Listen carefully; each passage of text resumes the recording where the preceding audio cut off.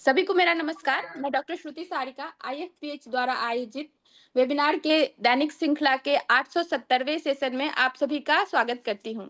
Webinar की शुरुआत हम लोग एक मौन प्रार्थना से करेंगे। धन्यवाद सभी को।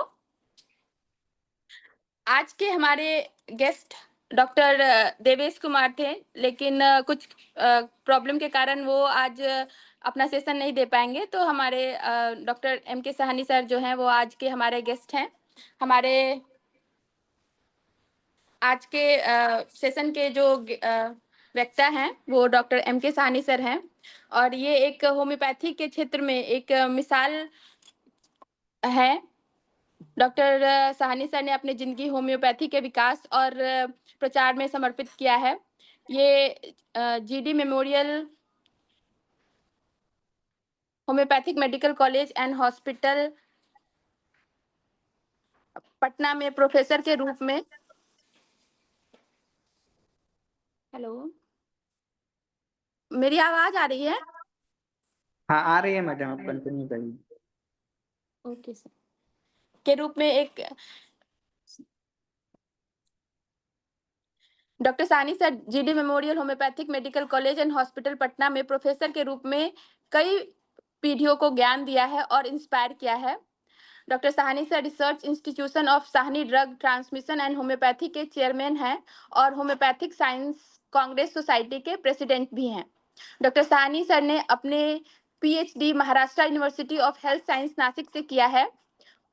डॉक्टर साहनी हमेशा ये मानते हैं कि थ्योरी तभी वैल्यूएबल है जब उसे प्रैक्टिकल में ला सके। इसी अप्रोच से उन्होंने यूनिक आइडेंटिटी प्राप्त की है और एक स्पिरिचुअलिज्म और मेटलिज्म के बीच में एक ब्रिज बनने का काम किया है। इनके डीप इंटरेस्ट रिसर्च और रिसर्च में है। रेपर्टरी और मटेरिया मेडिका और होम्योपैथिक फिलॉसफी में इन्होंने अपने इस रिसर्च वाले क्वालिटी के कारण इन्होंने इसमें काफ़ी महारत हासिल की है।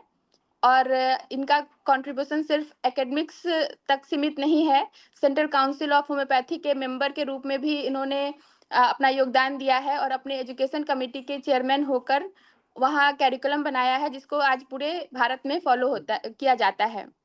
पेशेंट्स डॉक्टर साहनी सर को केवल एक डॉक्टर के रूप में ही नहीं बल्कि एक कंपेशनेट हीलर के रूप में भी देखते हैं। और डॉक्टर साहनी सर के पेशेंट सिर्फ इंडिया ही नहीं बल्कि दुनिया के कोने-कोने में हैं, और सर से अपना इलाज करा के उनसे सबसे लाभान्वित होते हैं।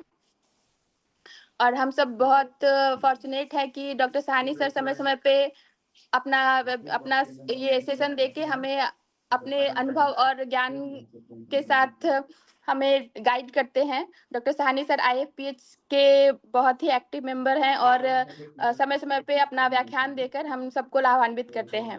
मैं डॉक्टर साहनी सर से आग्रह करती हूँ कि प्लीज़ अपना व्याख्यान शुरू करें और अपना अनुभव और ज्ञान हमसे फिर से एक बार साझा करें और हमें लाभान्वित करें। Sahni sir, please sir. तो थैंक यू। आप, मेरी आवाज आ रही है? Yes sir. मेरी आवाज आ जी। हाँ,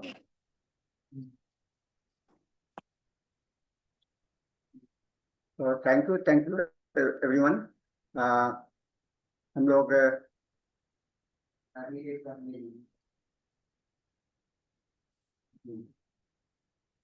आज का विषय हमने जो चुना है वह है डॉक्ट्रिन ऑफ सिग्नेचर। साथियों, हम लोगों को मैथमेटिका पढ़ने के लिए और इसका अध्ययन करने के लिए बहुत सारे तरीके बताए गए हैं, और सबसे प्राचीन और सबसे पूर्व समय में मैथमेटिका पढ़ने के लिए जो था और सिलसिला जारी था पुराने समय में, वह था डॉक्ट्रिन ऑफ सिग्नेचर के आधार पर। यानी कि सिग्नेचर का जो महत्व है उसके सिग्नेचर को देख करके एक तुलनात्मक अध्ययन करने का अध्ययन था। और आज मैं आपके इस लेक्चर में इसके हिस्टोरिकल रूट्स को बताऊंगा, इसके कॉन्सेप्चुअल फ्रेमवर्क को बताऊंगा, और इसके यूटिलिटी के लिए और लिमिटेशन सीमाएं क्या है और साथ ही यह भी जानने का कोशिश करेंगे कि होम्योपैथी में इसका क्या स्थान है, हम लोग कहाँ तक इसको यूज करना चाहिए, और डॉक्टर हेनीमैन का क्या इसमें संकेत था। कहा जाता है कि भगवान ने, ईश्वर ने एक हस्ताक्षर के रूप में हर एक चीजों पर दिया है, खास करके पौधा पर, पूरे ब्रह्मांड में, प्रकृति पर, और उसका कुछ ना कुछ तो कुछ ना कुछ तो उसका महत्व होता है, कुछ ना कुछ उसकी विशेषता होती है, और उस विशेषता को ध्यान में रख करके ही हम लोग है। और प्राचीन समय में हम लोग जब बीमार पड़ते थे, और उस समय में हम लोग कैसे ठीक होंगे, तो हमारे पूर्वज जो हैं तो क्या करते थे, प्रकृति में जाते थे और उससे मिलता जुलता, बीमारी से मिलता जुलता पौधों को निकाल करके लाते थे, उसके अर्क बनाते थे और रोगी को देते थे, ठीक हो जाता था। पारासेल्सस से लेकर के भारतीय चिकित्सा पद्धति, सभी पद्धति में इस सिद्धांत का अनुपालन किया गया है। और ये है, ये बहुत ही प्राचीन तरीका है दवा को पहचानने के लिए। और जब प्रकृति में किसी भी चीज को जाते हैं तो इसको हम लोग खोजने का कोशिश करते हैं। मैं एक उदाहरण देने का कोशिश करूंगा। जैसे कहा जाता है हेमामिलिस के विषय में कि वह जो है सो ब्लीडिंग को चेक करने में काम आता है। और कहा तो इसमें हेमामेलिस पौधा को आप देखिएगा तो उसके डंठल को तोड़िएगा तो उससे एक लाल रंग का पस जैसा निकलता है, और शायद उसी के आधार पर हेमामेलिस की पहचान हुई थी।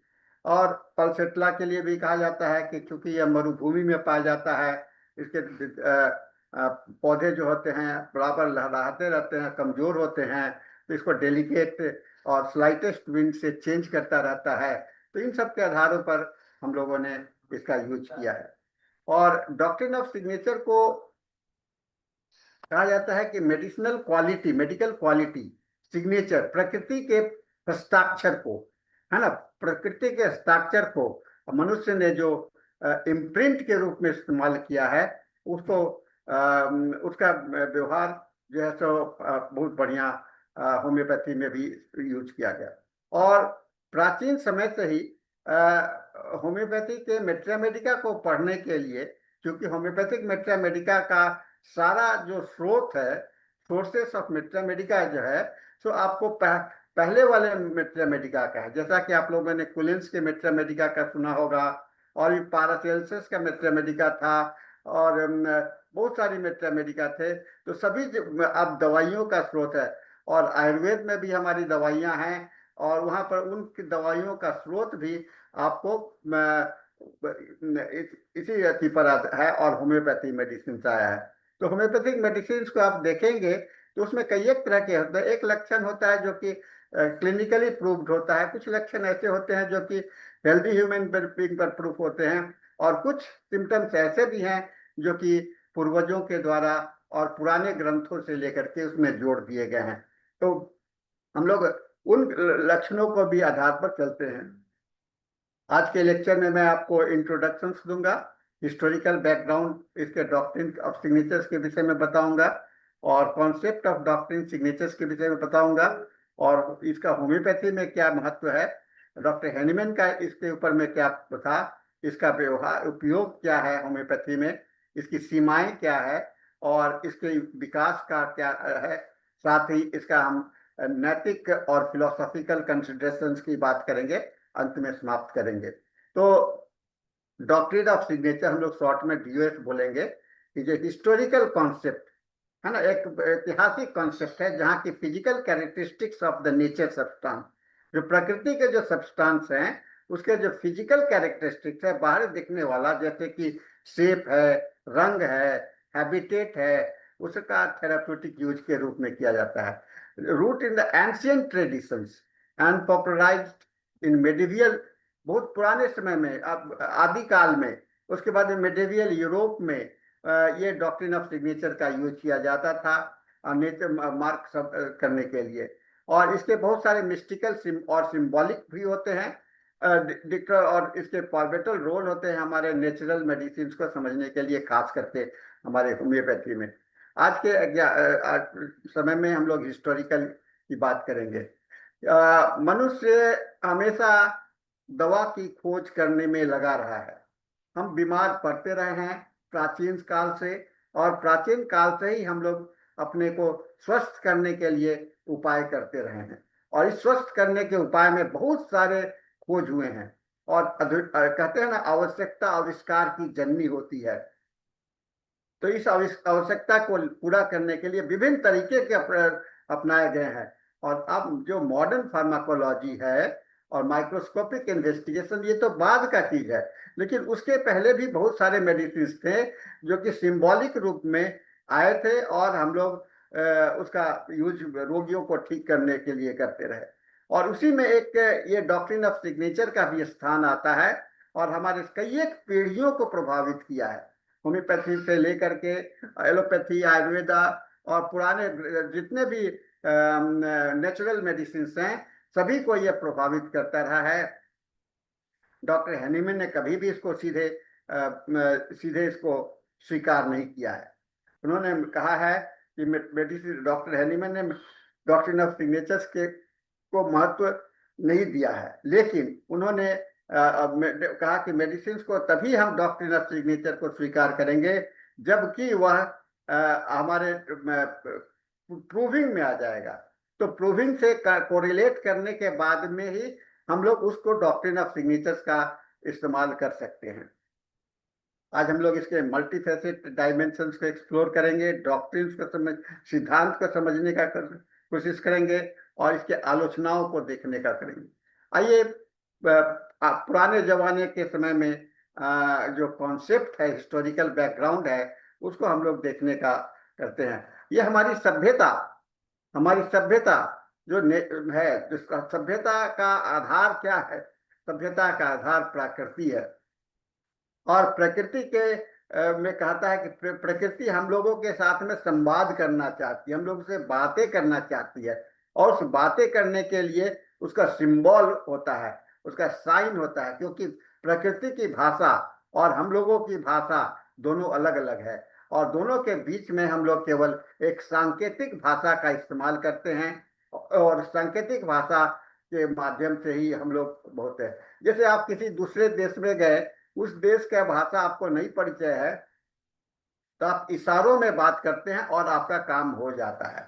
और आपके इजिप्ट के में, ग्रीक में, चाइनीज मेडिसिन में, ट्रेडिशनल मेडिसिन में इसका इसको एनालॉजिकल थिंकिंग कहा जाता है। एनालॉजिकल थिंकिंग का मतलब जैसे कि इसके जैसा ये लगता है इसलिए है। जैसे आप गाजर को देख लीजिए, यहाँ पर एक गाजर का टुकड़ा दिया हुआ है, उसका जो रंग है, उसका आकार है, आंख के है, तो कहता है कि गाजर आंख के लिए बहुत अच्छा होता है।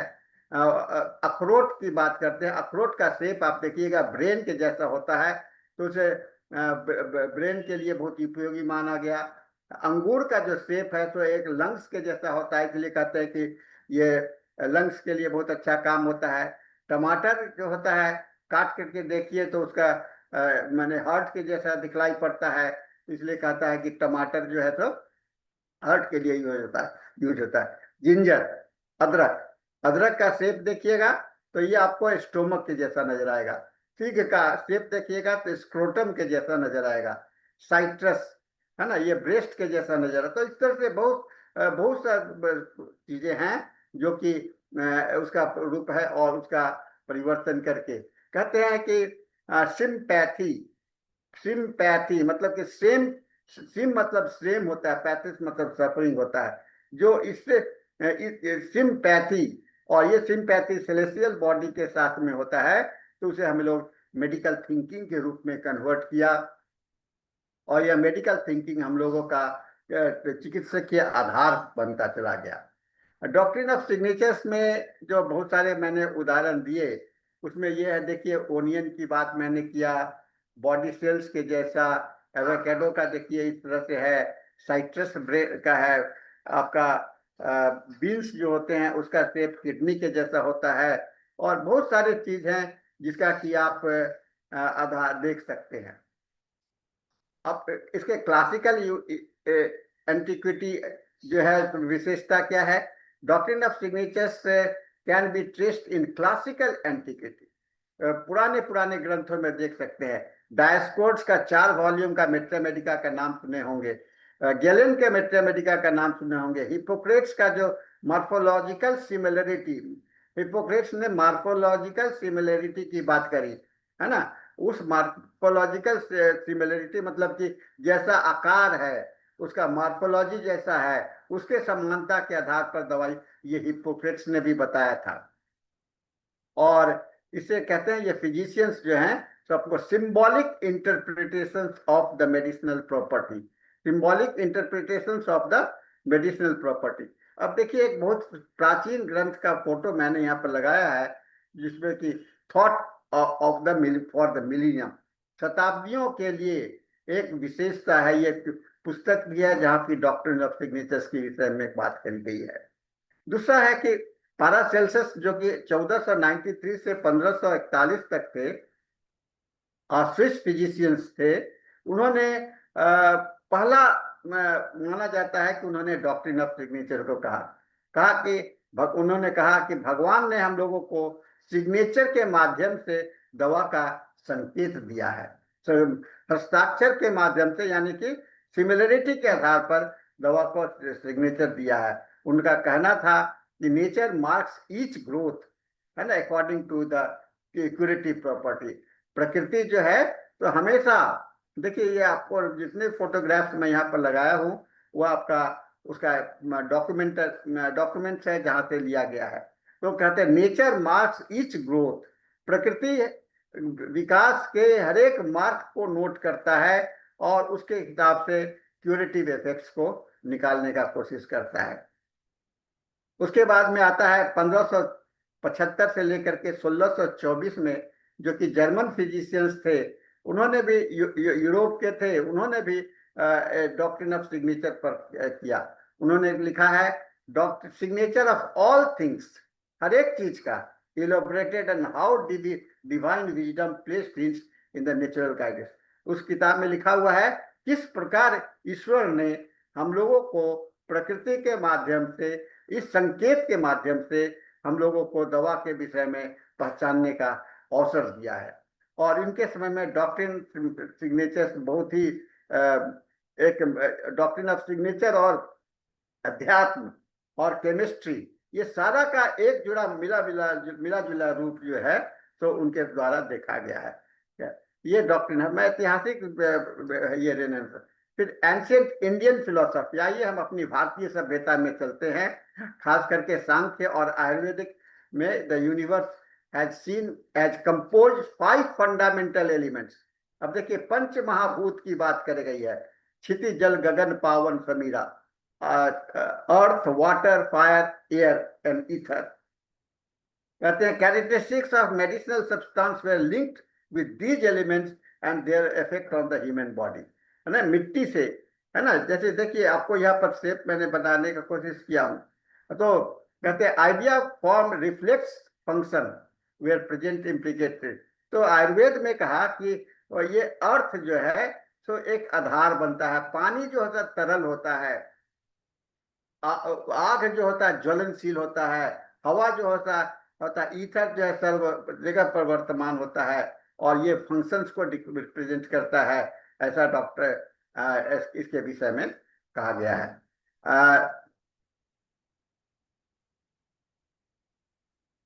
आयुर्वेद के क्लासिकल मेडिसिन में classify herbs and minerals based on their रस, है ना। उसके कैसे खोजा गया आयुर्वेद में, उसके रस के टेस्ट के अनुसार से, गुण मतलब क्वालिटी, वीर्य मतलब पोटेंसी, उसके शक्ति क्या है, और विपाका मतलब पोस्ट डाइजेस्ट, पचने के बाद में क्या होता है, और स्पेसिफिक एक्शंस। और इस सभी को डायरेक्ट कोरिलेट नहीं किया गया है, लेकिन ये हमारा आयुर्वेदिक मेडिसिन का आधार है। रस का मतलब टेस्ट, टेस्ट के आधार पर दवाई, गुण का मतलब क्वालिटी, वीर्य का मतलब पोटेंसी, और पोस्ट डाइजेस्टिव इफेक्ट्स प्रभाव, इसको करके देखा गया है साथियों। और हम लोगों के भारतीय सभ्यता में जो है तो सिंबॉलिक मीनिंग दिया गया प्लांट के फीचर्स का, जो कि मेडिसिन को पहचानने के लिए कोशिश करते हैं। जैसे अश्वगंधा है, जो कि हम लोग यहाँ विथेनिया सोमनिफेरा के रूप में आया है, हमारे होम्योपैथी में भी आए हैं। ये कहा जाता है इसमें अश्व मतलब घोड़े का शक्ति होता है, ये टॉनिक के जैसा होता है, इसीलिए अश्वगंधा नाम दिया गया। ब्राह्मी है ना, ये मेमोरी को बढ़ाने के काम में आता है, और इसका शेप जो होता है, पत्तों का शेप कैसा होता है, सेरिबेलम को के जैसा होता है। लोटस है ना, कमल, ये शुद्धता का निशानी है, और इसमें स्पिरिचुअल मेडिसिनल प्रैक्टिस में आता है। This symbolic association of the nature forms human physiology और spiritual functions parallel to the doctrine of signature और द लॉजिक। तो ये जो हमारा सिंबॉलिक है प्रकृति का, हमारे भारतीय सभ्यता में ये भी, और विदेशी सभ्यता में भी, ग्रीक सभ्यता में भी, आपको यूरोपियन सभ्यता में भी, सभी सभ्यता में प्रकृति की महानता को जिक्र किया गया है। शेप ऑफ द लीफ, बीज, जड़ को कॉरस्पॉन्ड करता है हमारे ऑर्गन से, माने उससे मिलता है, और उसके आधार पर दवा का खोज हुआ है। ये हमारे पुराने ये रहे हैं। फिर आता है रेड कलर्ड प्लांट और parts are often used to treat the blood disorders, है ना। हम लोग भारतीय में लाल रंग का अगर है तो ब्लड डिजॉर्डर्स को है, और पानी में ज्यादा आता है तो कहते हैं कि ये उसका हाइड्रेटिंग इफेक्ट होता है, यानी कि जहाँ पर ठंडे लगने का है। जड़ जो है तो कि जड़ जो कि बोन के जैसा दिखलाई पड़ता है, तो उसको फ्रैक्चर है, साइसिस है, क्वाड, इस सबको ठीक करने में, जैसे हड जोड़ करके आपको मिलेंगे, ये सब्सटेंस मिलते हैं जो कि यूज किया जाता है। और इसका सिंबॉलिक रीजनिंग रिजेम्बल्स है तो आपको वेस्टर्न फिलोसफी जो डॉक्ट्रिन ऑफ सिग्नेचर्स को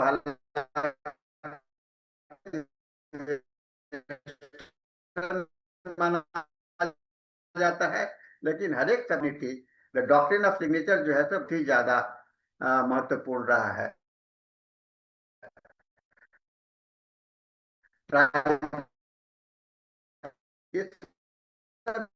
कलर, फॉर्म, रंग, सिद्धा सिस्टम में भी आपको इसका इंटीग्रेट किया गया है। सिद्धा आपको साउथ इंडिया में इसका काफी प्रचलन है। इसके जो टेक्स्ट है यहाँ पर आपको रंग, स्वाद, टेक्सचर्स, हर्ब और रिलेशंस पर माना गया है। यूनानी दवा में भी आपको ग्रीको अरेबियन मेडिसिन से वहां भी इसी तरह की बात की गई है। तो ये blending of the signatures of the human theory है। फिर आता है मिथोलॉजी में, हमारे ग्रंथों में, हमारे रिचुअल्स में, व्यवहार में भी डॉक्ट्रिन सिग्नेचर्स है। जैसे बहुत सारे इंडियन मिथ है हम लोगों का, जैसे तुलसी, हम लोग को तुलसी को बहुत ही दिव्य मानते हैं और इसका डिवाइन क्वालिटीज मानते हैं। कहते हैं कि इसमें एंटी माइक्रोबियल और एडेप्टोजेनिक पीपल, पीपल को कहा जाता है बहुत पवित्र माना जाता है, और हर एक पूजा पाठ में हम लोग इसका यूज करते हैं। ये कार्डियक और ऑक्सीजन रिलीज करता है। कहा जाता है कि सबसे शुद्ध ऑक्सीजन आपको पीपल के पौधों से हम लोगों को मिलता है। तो स्पिरिचुअल अध्यात्म सिग्निफिकेंस, हीलिंग प्रॉपर्टी, और ये हमारे जो है हीलिंग प्रॉपर्टी है अध्यात्म और सिग्नेचर के आधार पर हमारे साइंटिफिक टर्म्स को भी महत्वपूर्ण बताता है। इसका कोर बिलीफ क्या है ना। कोर बिलीफ क्या है इसका, किन बातों पर यह आधारित है। पहला है विजुअल क्लू, माने आंख से देख करके कलर, शेप और टेक्सचर ऑफ ए प्लांट और mineral plant reveals it's therapeutic applications. Analogical thinking, मिला ये इस तरह का है इसलिए ऐसा इसको एनालॉजिकल थिंकिंग कहते हैं। एसोसिएशन मतलब कि सिमिलरिटी, इसको देख करके, जैसे हम लोग कहते हैं ना कि यह आदमी इससे मिलता जुलता है, तो वो सिमिलरिटी को एनालॉजिकल थिंकिंग कहते हैं। उसके बाद में कल्पना, theist basis, divine power has encoded healing properties visibly in the nature human discovery. अब हर्बलिन का कुछ एग्जाम्पल मैं यहाँ पर दूंगा। जैसे लीवर वॉट, इसको हेपेटिका कहते हैं। इसका पत्ते जो होते हैं तो लीवर के जैसा होता है, इसीलिए इसको लीवर के में यूज किया जाता है। वॉलनट, है ना। इसका हार्ट जो है ये ब्रेन के जैसा करता है, इसीलिए कहते हैं कि ये ब्रेन के लिए होता है। ब्लड रूट सैंगुनेरिया, है ना, और कैंडेनिसिस हम लोग क्या दवा है इसका, इसे सैंगुनेरिया से लाल रंग के स्राव निकलते हैं और ब्लड डिजॉर्डर में किया जाता है। यूफ्रेसिया, यूफ्रेसिया के पत्ते जो होते हैं आंख के जैसे नजर आते हैं, और इसीलिए इसको हम लोग आंख के लिए बहुत यूज करते हैं। तो ये बहुत सारे सिंबॉलिक हैं। हालांकि इसको मॉडर्न साइंटिफिक वैलिडेशन तभी मिला है जबकि हम लोग इसका प्रूविंग किए हैं, है ना। लेकिन ये प्रूविंग के पहले से ट्रेडिशनल यूज होता रहा है और हम लोगों को इसका आधार मिलता रहा है। फिर और देखिए चेलिडोनियम, चेलिडोनियम का क्या है, येलो सैप्स है ना। येलो इसका जो स्राव निकलता है वो पीले रंग का होता है, इसलिए कहा जाता है कि जॉन्डिस में बाइल और लीवर के लिए आता है। डिजिटेलिस, इसका बेल सेपेड होता है, बेल सेपेड, और हार्ट के जैसा होता है, इसलिए हार्ट के लिए काम आता है। नेट्रम म्यूरिटिकम, है ना, नेट्रम म्यूरिटिकम कहते हैं सॉल्ट से आता है, और इसमें आंसू और इमोशंस का ज्यादा ग्रीस में यूज होता है। तो doctor Hahnemann in the late 18th century based on the principle of life similia similibus curentur and potent, ये इम्प्रिसाइज इंपेरिकल प्रूविंग। अब आइए हम लोग कहते हैं डॉक्टर हेनीमैन जब अपने सबक में आए और लाइफ के क्योर लाइफ के फिलोसफी का जन्म दिया, तो उन्होंने कहा कि बहुत सारी दवाइयां हैं जिसका कि हम यूज करते रहे हैं। जैसे सिंकोना का भी जो हम लोगों ने उन्होंने यूज किया, वो डॉक्ट्रिन ऑफ सिग्नेचर के आधार पर ही किया, और उसको अपने पोटेंटाइजेशन के लिए उन्होंने यूज किया। वो डॉक्टर सहारा तो उन्होंने लिया, लेकिन कहा कि केवल कभी कभी हम लोग सिमिलरिटी पर और इस पर हम लोग के लिए भरोसा नहीं करना चाहिए, हम लोगों को इसके साथ में इसका प्रूविंग भी करना चाहिए। इसलिए डॉक्टर हेनीमैन का, हेनीमैन ने कहा इसको कि proving is most important aspect for the knowledge और the final consideration of the medicine.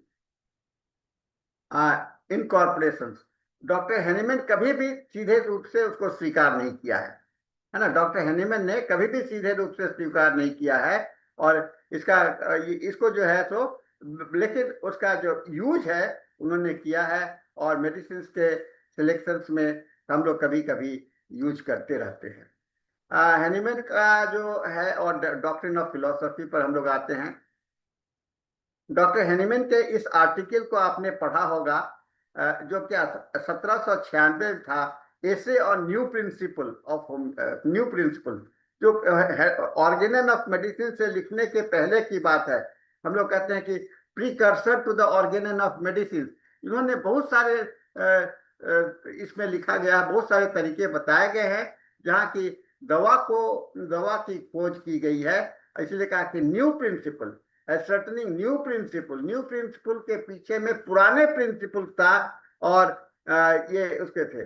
फिर 1797 में ह्यूफलैंड के जर्नल में इन्होंने सभी सारे मैथमेटिका का सिस्टमिक अध्ययन किया, मैंने विस्तृत रूप से अध्ययन किया गया पुराने जमाने के, और वहां पर बहुत सारे कुछ गलत इंफॉर्मेशन भी थे। तो उन्होंने कहा कि इस गलत चीजों को खोजने के लिए हमें प्रूविंग करना पड़ेगा। यानी कि जहां आपका लॉजिक काम नहीं कर रहा है, जहां आप उसको स्वीकार नहीं कर रहा है, तो उसके लिए आपको ये ह्यूफलैंड के जर्नल में कहा गया, और इसी के लिए डॉक्टर हेनीमैन ने अपने इस बात को क्लियर कर दिया कि जब तक ये प्रूविंग में नहीं करेंगे तब तक हम लोग इसको स्वीकार नहीं करेंगे। कहते हैं कि 1796 में उन्होंने कंप्लीट किया, और डॉक्ट्रिन ऑफ सिग्नेचर्स और सभी मेडिसिन का कहा कि ये प्रूविंग के आगे ये डॉक्ट्रिन ऑफ सिग्नेचर कुछ भी नहीं है, है ना। यानी प्रूविंग, डॉक्ट्रिन ऑफ सिग्नेचर तभी तक सही है जब तक कि वह प्रूविंग में आता है। बहुत सारी दवाइयां हैं,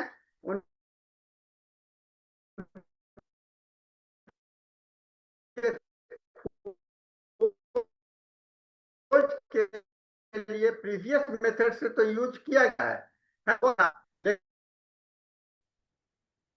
लाइन आवाज आ रही है? हाँ हाँ, ठीक है ठीक है। तो थोड़ा सा लाइन डिस्टर्ब है, पानी बरस रहा था। तो डॉक्टर हेनीमैन ने इसके यूजफुलनेस को स्वीकार। फिर आगे चलते हैं। एक prominent homeopath who insist on how useful doctrine of signature and how strength colour shape can be suggest remedy. ये केवल एक सजेशन होता है, सजेशंस के रूप में इसका इस्तेमाल किया जा सकता है। और कहा कि मॉडर्न होम्योपैथ को इसका साथ में नहीं जोड़ना चाहिए। हालांकि हालांकि आज भी डॉक्टर हैनीमैन के इस बात का भी लोग फॉलो नहीं करते हैं। और उन्होंने एक कहा है कि should such information be accepted और rejected by homeopathy. Doctor Hahnemann का हमेशा ऑब्जेक्शन रहा है, लेकिन ये आज भी ये हम लोगों के साथ में प्रूविंग के लिए जोड़ देते हैं। हमारे रिपोर्टरी और मेट्रिया मेडिका में आप देखिए, रिपोर्टरी और मेट्रिया मेडिका में, बोरी के मेट्रिया मेडिका में कहीं कहीं पर आपको doctrine of signature like logic का डिस्क्राइब किया गया है मेडिसिन का।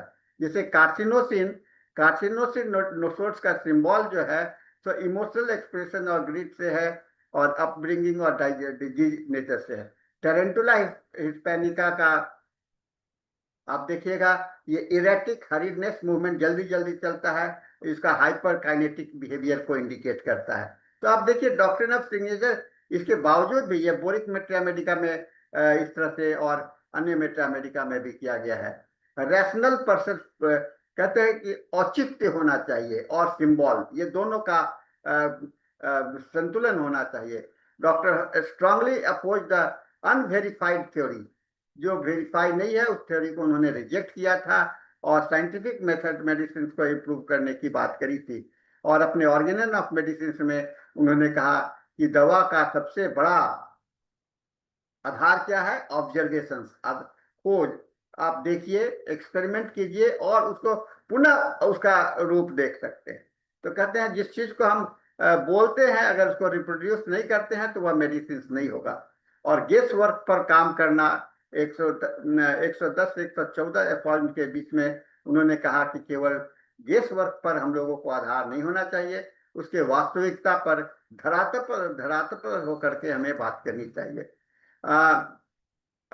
उन्होंने अपोजिशन, डॉक्टर ये हेनीमैन का क्रिटिसिज्म है कि डॉक्ट्रिन ऑफ सिग्नेचर्स को एस्ट्रोलॉजी और मिस्टिकल अप्रोचेस से दूर रखना चाहिए, और हीलिंग आर्ट जो है हम लोगों का एक विजनरी होना चाहिए, उसमें प्रिस्क्रिप्शन होता है। और ये गलत होगा कि हम केवल इसके आधार पर इसको इस्तेमाल करें।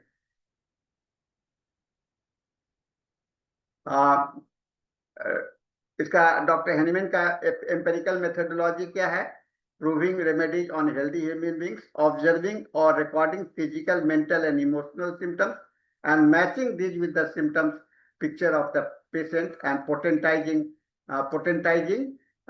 ये डॉक्टर हेनीमैन का एम्पेरिकल मेथोडोलॉजी कहते हैं। और इसे गाइडिंग टूल्स के रूप में हेनीमैन के बावजूद भी, विरोध के बावजूद भी, डॉक्ट्रिन ऑफ मेडिसिन जो हैं तो हमेशा गाइडिंग टूल्स के रूप में यूज किया गया है, आज भी यूज किया जाता है। खास करके हम लोग पढ़ाते हैं बच्चों को, स्टूडेंट्स को, तो हम लोग उसको समझाने के लिए, उसके दिमाग में बैठाने के लिए, लेकिन हाँ, पढ़ाते समय इस बात को ध्यान में रखना चाहिए, हम केवल उन्हीं लक्षणों को उस तरह से इंटरप्रेट करें जिनका की प्रूविंग के साथ में है। पल्सेट्ला को कहते हैं कि प्यास नहीं लगती है, इसको समझाने के लिए हम लोग क्या करते हैं? हम लोग कहते हैं क्योंकि पल्सेट्ला जो है तो डेजर्ट्स में पैदा होता है, मरुभूमि पर आ जाता है, और कम से कम पानी को स्टोर करना है, इसलिए उसके प्यास नहीं पीने की आदत बन गई है, इसलिए। और ये चूंकि ये प्रूविंग हो चुका है, पल्सेट्ला थर्स्टलेस है, और इसके जो सिमिलरिटी पाया गया, तो इसको एंट्री पॉइंट पर है। उसके बाद में हम लोग विजुअल एड्स के माध्यम से भी देखते हैं, है ना, ऑब्जर्वेशन, अवेयरनेस और नेचर को देख करके, पौधे को देख करके, पौधा है और उसके साथ में भी पढ़ाने का कोशिश करते हैं। तो हमारा होम्योपैथी में इसका डॉक्ट्रिन ऑफ सिग्नेचर का यूटिलिटी होता है। साइकोलॉजिकल सिंबोलिज्म, है ना, होम्योपैथी में डॉक्टर शंकरन ने सेंसेशन मेथड की बात करी, जहाँ की सिंबॉलिक इंटरप्रिटेशंस को रिलेट करने का और पर्सनैलिटी ट्रेट्स को सबकॉन्शियस माइंड को समझने का कोशिश किया गया है। तो ये सारी चीजों को जोड़ करके हम लोग साइकोलॉजिकल सिंबोलिज्म, सारे चीज का सिंबॉलिक, ये इससे मिलता है उससे मिलता है, उसका इंटरप्रिटेशंस करके। और डॉक्टर शंकरन ने तो इसका सेंसेशन मेथड का बहुत ज्यादा इस्तेमाल किया है, उन्होंने इसका व्यवहार किया है। और कहा गया कि आपके sensation, location, sensation and modalities में सेंसेशन ही एक ऐसा ब्रिज है, सेंसेशन ही एक ऐसा ब्रिज है जो कि दोनों को, हम लोगों को जोड़ता है। और सेंसेशन के माध्यम से, और सेंसेशन अनुभूति जो देता है, अनुभूति ये रोगी अपने बताएगा और सब्जेक्टिव सिम्टम्स में होगा। तो सब उन्होंने कहा कि सब्जेक्टिव सिम्टम्स को प्रूव करने के लिए हमें ऑब्जेक्टिव के सहारा पर न लेकर के, सब्जेक्टिव का है, ऑब्जेक्टिव है जो देखने से होता है। जंगियन आर्केटाइप में कहा गया कि deeper constitutional and deep seated case, है ना, कॉन्स्टिट्यूशनल और डीप सीटेड सीट, यानी कि कॉन्स्टिट्यूशनल आधार संपूर्ण रूप से उसका तालमेल होता है, तो उसे हम लोग इसका इस्तेमाल करते, संपूर्ण रूप से इसका जो तालमेल होगा उसको हम लोग इस्तेमाल करेंगे। इसका सीमा क्या है? बहुत सारे एसोसिएशंस हैं और जो कि आज भी प्रूव नहीं हुए हैं, है ना, आज भी प्रूव नहीं हुए हैं। मोबाइल टाइम पे, टाइम 11, हाँ, आज भी बहुत सारी बातें जो हैं प्रूविंग नहीं हुआ है कि हम लोग इसको सीमित रूप से इसका इस्तेमाल करना चाहिए। मॉडर्न फार्माकोलॉजी, हाँ, अक्सर ही इस बात को डिस्कार्ड किया है, वहां पर स्वीकार नहीं किया गया है मॉडर्न फार्माकोलॉजी में। और मॉडर्न फार्माकोलॉजी कभी भी आपको एक्सेप्ट नहीं करता है। और हम होम्योपैथ जो है तो बीच बीच के हैं, हमने आधा एक्सेप्ट किया है, आधा नहीं एक्सेप्ट किया है। हालांकि हैनीमैन ने भी मॉडर्न फार्माकोलॉजी का ही जिक्र किया था, इसीलिए उन्होंने आधे रूप में स्वीकार किया और आधे रूप में स्वीकार नहीं किया। तो इस तरह से हम लोग देखते हैं कि बहुत सारी बातें हैं जो कि हम लोगों को है। फिर हमेशा आंखों से देखा हुआ चीज हमेशा सत्य नहीं होता है ना। आपके सामने में रोगी बैठा है और उसको देख करके आप डिसाइड कर लोगे कि ऐसा इसका व्यक्तित्व है, तो यह हम कभी कभी वह गलत भी हो जाता है। इससे क्या होता है कि मिस डायग्नोसिस होता है, और इस मिस डायग्नोसिस से बचने का है, उसका एक फंक्शन भी जानना चाहिए, उसका स्ट्रक्चर भी जानना चाहिए, उसका आधार भी जानना चाहिए। और हमारे एजम्पशंस को, एनालिसिस को बहुत ही रिग्रेस होना चाहिए। Symbolism varies by the culture anal. अब सिंबोलिज्म जो है हमेशा सभ्यता और समय के साथ बदलता रहता है ना, सभ्यता बदलता रहता है। और जो रेमेडी आपको माना जाता था लीवर के लिए है, वो आज आज किसी दूसरे सभ्यता में दूसरी बातें कही गई है। ये हैनीमैन के अगेंस्ट फिलोसफी है ड्रग एंड मूविंग के, और अंडरमाइंस द साइंटिफिक इंटीग्रेशन माना जाता है। Contemporary perspective solutions integration in modern, आज के समय में ये हो रहा। और रोडोल्फ एंथ्रोपोस्फेरिक मेडिसिन आ रहे हैं, जहाँ की रोडोल्फ स्टेनर ने एक्सप्लिसिट इनकॉर्पोरेट किया है, मैंने इनकॉर्पोरेशन मतलब चला है एंथ्रोस्पोइंग मेडिसिन में। फिर प्लांट मार्कोलॉजी बेस्ड अप्रोच, ये भी एक अप्रोच है पर। ये आज के इंटीग्रेशन है in modern homeopathy, late homeopathy के साथ में। और यूज इन पेशेंट कम्युनिकेशंस, है ना, पेशेंट को सिंबल से भी हटा है। This patient look like a heart, it supports the heart, it useful in community health education and popular literature. Students को भी पढ़ाने के लिए, सभी लोगों को पढ़ाने के लिए इस चीज का इस्तेमाल हम लोग कर सकते हैं। अब आइए इसके हम लोग कुछ एथिकल और फिलोसॉफिकल कंडीशन ये देखते हैं। ये बहुत कुछ कविता के जैसा लगता है, होलिस्टिक व्यूज है, लेकिन बहुत सारे इसके एथिकल इश्यूज हैं, जिसका कि बिना एविडेंस के, सबसे बड़ा एथिकल इशू है इसका कि बिना एविडेंस के दवा का इस्तेमाल नहीं करना चाहिए। जैसे हम लोगों का भी चिकित्सा करने का तरीका क्या होता है, हम लोग दिमाग में बैठा लेते हैं कि ये दवा देनी है, तो हम लोग ये दवा दिमाग में बैठा लेते हैं। ये गलत है। ये क्योंकि यह आपका केवल एक आपका एथिक्स के बाहर का बात है। जब भी दवा का सिलेक्शन होता है, तो जब तक आपका सिम्टम सिमिलरिटी नहीं मिलता है, आपको उसको प्रिस्क्राइब नहीं करनी चाहिए। इसमें बहुत सारे मैजिकल थिंकिंग की बात आती है। कहते हैं ना, हम दवा ऐसा रोग को ऐसे जादू के ऐसा ठीक कर दिए, ये कर दिए। तो इससे क्या होता है कि लोग अपने पॉपुलैरिटी के लिए इसका इस्तेमाल करते हैं, लेकिन पॉपुलैरिटी को बचने के लिए हमें आर्टिस्टिक लेयर होना चाहिए, डायग्नोस्टिक टूल होना चाहिए, हमारे पास में फिलॉसफी फॉर द हीलिंग होनी चाहिए। अंत में ये कहना चाहूंगा कि डॉक्ट्रिन ऑफ सिग्नेचर डिस्पाइट बहुत सारे हैं, लेकिन इसका हमारे नेचुरल मेडिसिन के इवोल्यूशन में इसका महत्व रहा है। और मानव सभ्यता के बहुत पुराने बातों को, नेचर के, प्रकृति को लेकर के चले हैं। और होम्योपैथी जो कि डायरेक्ट एप्लीकेशन कॉन्फ्लिक्ट नहीं रहा है, लेकिन इसका डॉक्ट्रिन आज भी होम्योपैथी में जुड़ा हुआ है। और मॉडर्न होम्योपैथ में आपके अधिकांश मेट्रा मेडिका आप देखिएगा, वो आपको उसके अंदर में आपको भरे पड़े मिले हैं। तो इसका एक संबंध हमें स्थापित करना चाहिए हिस्टोरिकल एंड सिंबॉलिक वैल्यू से, while adhering to the scientific standards। इसको लेकर के हम लोगों ने जो इस लेक्चर को तैयार किया, वो Organon of medicine, lesser writing, Paracelsus का सेलेक्टेड राइटिंग, फिर सिग्नेचर ऑफ ऑल थिंग्स को लिया है, बोरिक मेट्रा मेडिका को लिया है, केंट लेक्चर्स को लिया है, डॉक्टर राजन शंकरन के सिंपल सब्सटेंस एंड होम्योपैथी को लिया है, स्टेनर का एक्सटेंडिंग प्रैक्टिकल मेडिसिन को लिया है, स्क्वालेटन का। देखिए यहाँ ये सब किताबें में आप जाएंगे तो ये सारा चीज आपका मॉडर्न होम्योपैथी, विथल कॉस्ट के साइंस ऑफ होम्योपैथी में भी आपको डॉक्ट्रिन है। और आपका जो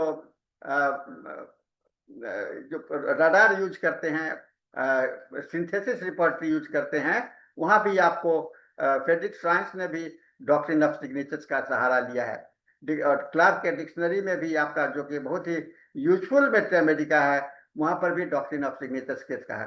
तो सिग्नेचर है जो दिखलाई तो पड़ता है, जो है और वर्च्यू है, और लेकिन इसका गॉड का, प्रकृति का एक स्टैंप है ना, मोहर है, डाइवर्स, जो कि हम लोगों को देखने के लिए आवश्यक करता है। तो इसके साथ में आज का ये हमारा ये सारे बात समाप्त हुए।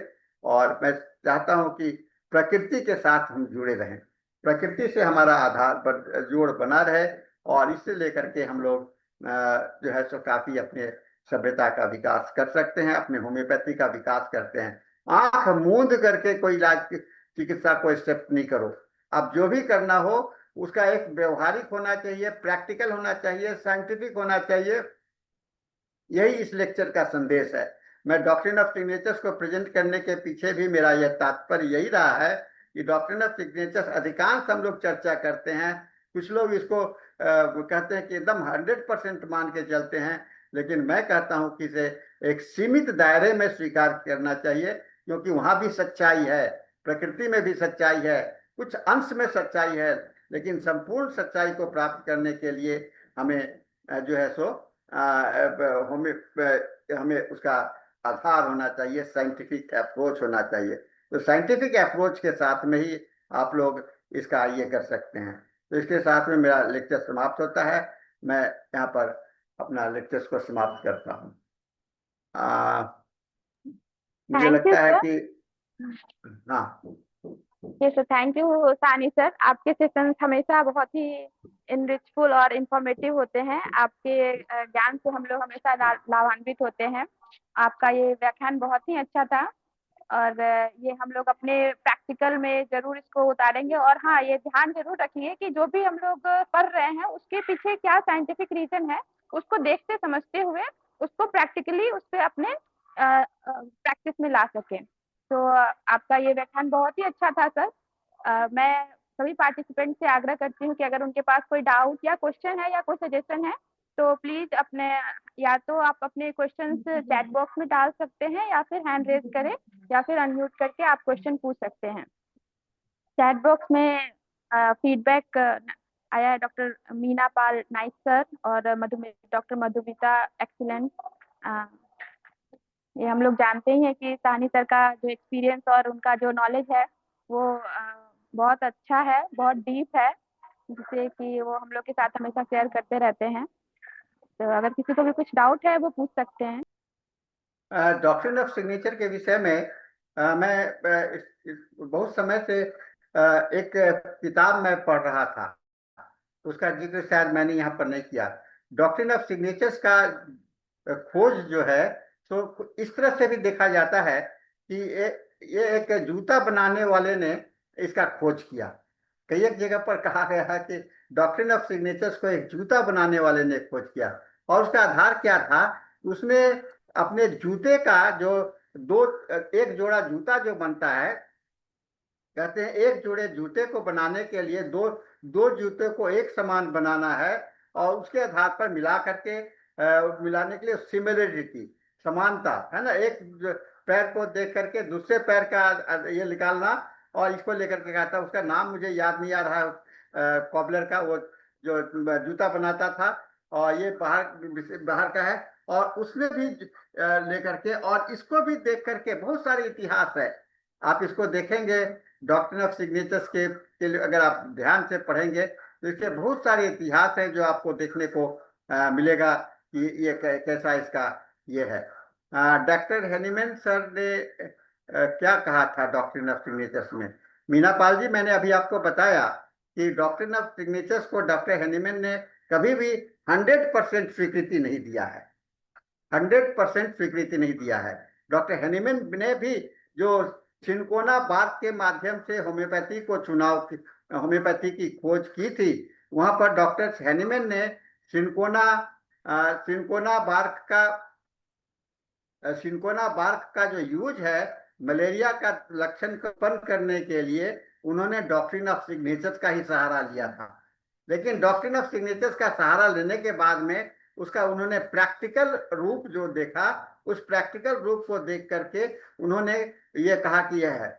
और बहुत सारी किताबें हैं जहाँ की जो मैंने अभी आपको कई एक दवा का, डिजिटलिस का, ये सब का जो मैंने बताया, उन सभी चीज को अगर आप देखेंगे ध्यान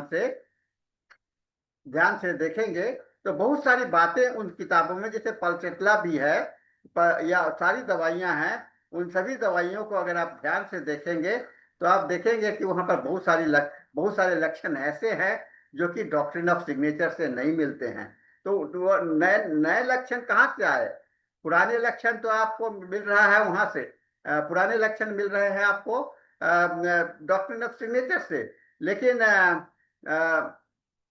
नए लक्षण के लिए आपको जो उसमें एडिशन हुआ है वह प्रूविंग के माध्यम से हुआ है। और हम लोग प्रूविंग को दो तरीके से लिया गया है, एक क्लिनिकल प्रूविंग और एक हेल्दी ह्यूमन बीइंग प्रूविंग। ये दोनों चीज का इस्तेमाल हुआ है। राघवेंद्र जी का एक और सवाल है, heel pain related to the Bryonia Q but eyebrow falls. Raghavendra ji क्या कहना चाहते हैं? हम लोग इसको हील पेन, पैर का, अच्छा एड़ी का दर्द ब्राइनिया से बढ़ता है, और आंख का ब्राइनिया का पौधा, ब्राइनिया का जो पौधा है उसका ब्राइनिया जो है तो हील के पेन को रिलीव करता है मदर टिंचर में।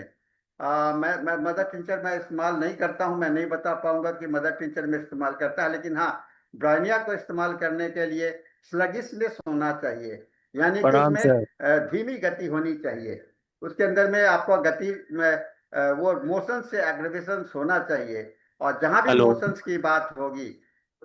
राघवेंद्र जी कुछ कहना चाह रहे हैं, बोलिए। प्रणाम प्रणाम सर।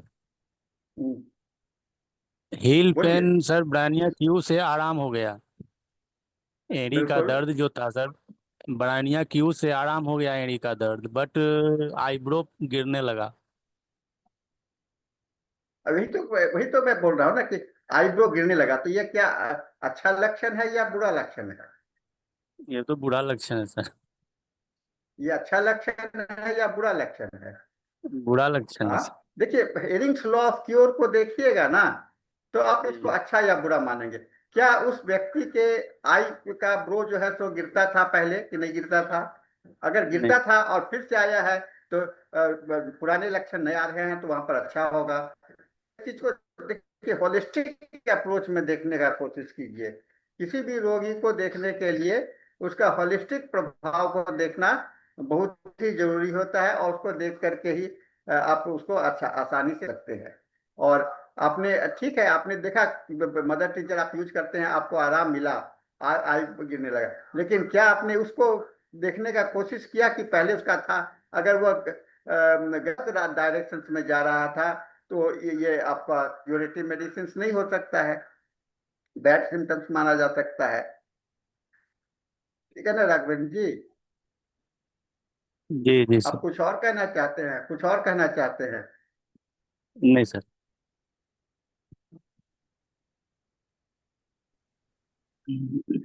और किन्हीं को कोई सवाल है? हेलो। इनको हेलो बोलिए। सर। सर सर प्रणाम। बहुत अच्छा डॉक्टर ने मैं सिग्नेचर सुन रहा पर हूँ, बोलिए। दिया गया। हेलो सर, आवाज आ रही है?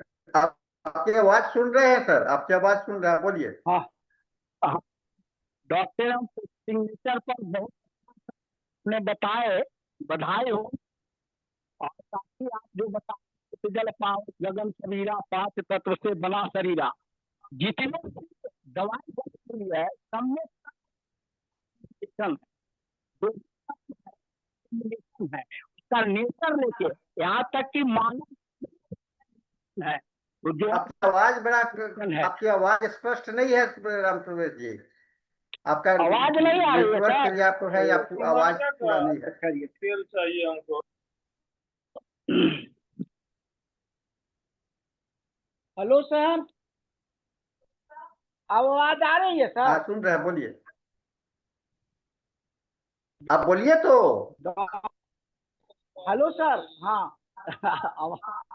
हाँ, हम बहुत सुन रहे अच्छा हैं, सर आप आपने। बोलिए। हाँ, बहुत बहुत अच्छा बताए आपने। छितजल पावक गगन समीरा, पांच तत्व से बना शरीरा, प्राकृतिक का नेचर है।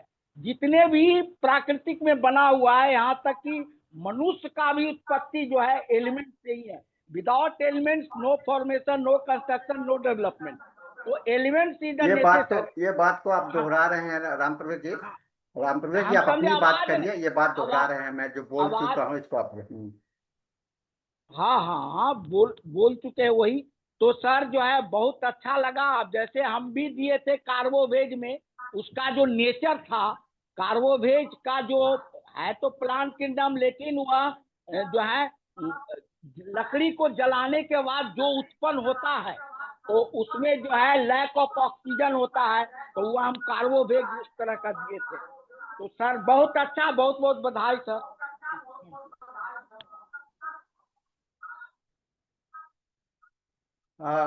और किन्हीं को कुछ कहना है? कुछ और मैसेज है?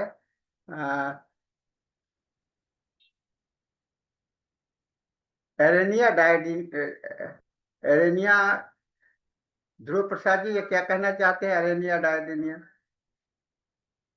हाँ, ये हरि प्रसाद जी आपने बड़ा अच्छा ऐड किया है। मैं जो नाम भूल गया था, ये कॉबलर था, और उसका सिग्नेचर, ये बात मैं जो जिक्र किया था, मैं मेरे लेक्चर में नहीं था लेकिन मैं बाद में जिक्र किया था। नेटवर्क सही नहीं होने के कारण सानी सर का कनेक्शन यहाँ से लॉस्ट हो गया है, और हमारे हिंदी सेशन का भी टाइम अब पूरा हो गया है।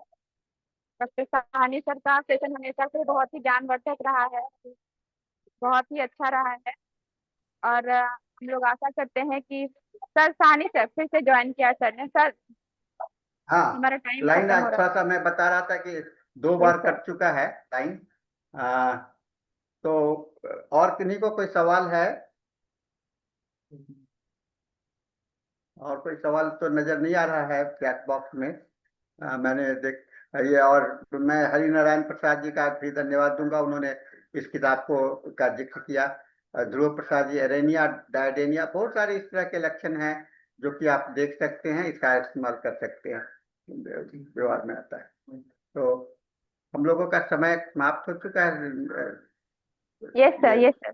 सर मैं IFPH की तरफ से डॉक्टर मृदुल साहनी सर का बहुत धन्यवाद करना चाहती हूँ। सर IFPH के खुद हिंदी सेशन के एक्टिव मेंबर हैं और ये समय समय पे अपना आप व्याख्यान जो देते हैं वो बहुत ही ज्ञान से भरपूर रहता है, जो कि हम लोग के लिए बहुत ही एक मार्गदर्शक के रूप में काम करता है। तो हम लोग आशा करते हैं कि फिर से आपका सेशन सुनने का मौका मिलेगा और हम लोग इससे पूरी तरह से लाभान्वित हो सकेंगे। तो थैंक यू अगेन सर, इसी तरह हम लोग का मार्गदर्शन करते रहिए। तो now I am handing over this session to English team. Thank you sir, thank you every participants also for giving your time to us. Thank you. Dr. Hubert, you are the No. host for this. Thank you, doctor. Now, Shweta will, Dr. Shweta will. Oh, Dr. Shweta, yeah. So you can start your session now, Dr. Shweta.